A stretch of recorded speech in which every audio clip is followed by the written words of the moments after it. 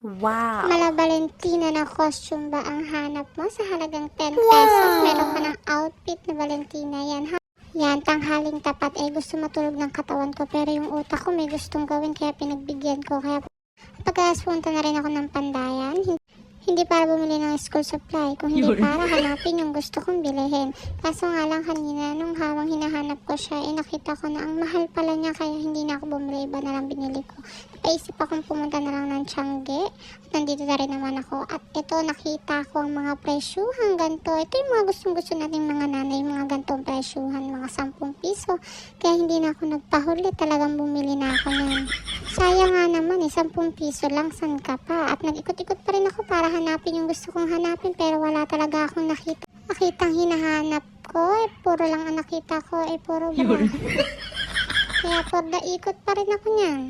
Hindi talaga ako nagpatinag, naghanap talaga ako ng pwede kong hanapin kaso bumagsak pa rin ako sa okay na tig-10 kaya nabumili na lang ako ng mga telang hindi ko inaasahang makikita ko.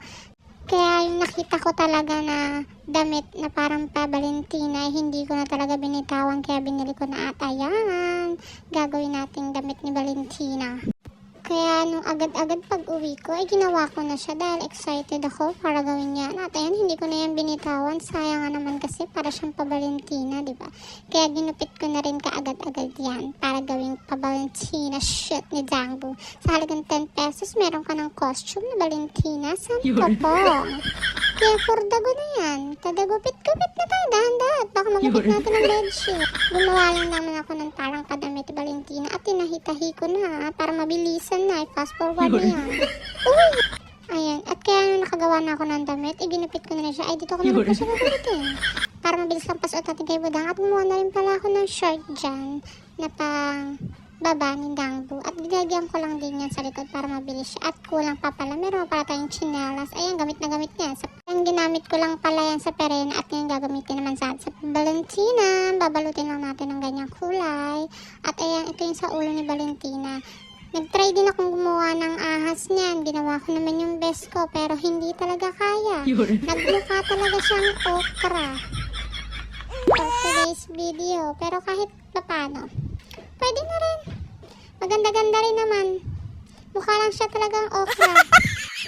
At ayan, gabi na rin pala niyan. Kaya konti na lang din yung mga nagawa ko dyan. Pero nag-try pa rin ako na nag-try hanggang sa makuha ko siya. Kahit na mukha lang naman siyang ahas. Pwede na yun.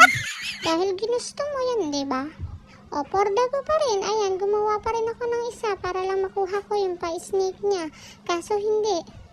Nagmukha pa rin siyang okrang buhay. O, diba manunuklaw pa yan? At ayan, marami na rin ako nagawa pero gabi na yan kaya kinabukasan na ako gumawa niyan. Pero hindi na rin siya masama. Mukha naman rin siyang ahas at kaya ito na ang itsura niya. O, diba? Pwedeng-pwede na rin. Mukha na rin siyang ahas. At pagkatapos kong gumawa yan, gumawa na rin pala ako ng malaking ahas para sa leeg ni Valentina. At ayan, 10 piso lang din pala yung pera na yan. At ayan, pwede na siya. At mukha na siyang snake talaga. At ayan, kompleto na pala ang ating pa-Valentino shoot. Meron na siya sa ulo, damit, short, at chinelas. At ready na, si Dongbo na lang ang kulang. At hindi na rin masama, pwede na yan. Mukha na rin namang ahas. O, nanuklaw pa. O, kahit ganyan yan, makamandag yan. At pagkatapos nun, pumunta na rin kami sa place na lagi namin pinupuntahan. For the go na yan. Excited na din naman si Dangbo na mukha lang siyang malungkot dahil tuwan-tuwa sa mga snake niya. At ito na pala ang mga picture niya.